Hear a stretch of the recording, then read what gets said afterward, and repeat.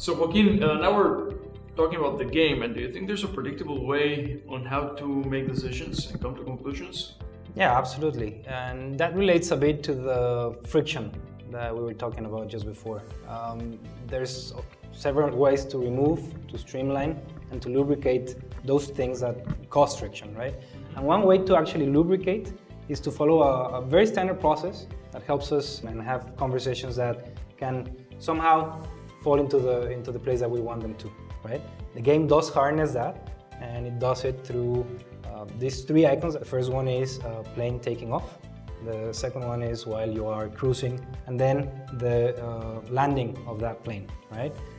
As you know, during the takeoff, what you would be doing is gathering the information that you want to work with so that you can then organize it, correct? After that, once you have that information organized, you'll find this aha moment. So there's an illumination that makes you feel like you have things in place.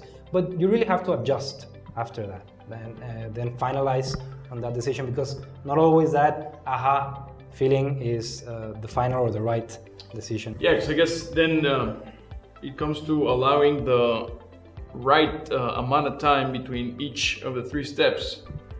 Once you gather information and organize, you have to let some space in between, I guess, just to make sure that you come up with this illumination. Correct. And same for the next transition, because as you were mentioning, if you just go straight from the illumination to finalization, you might skip some critical steps in analyzing if all the angles have been covered.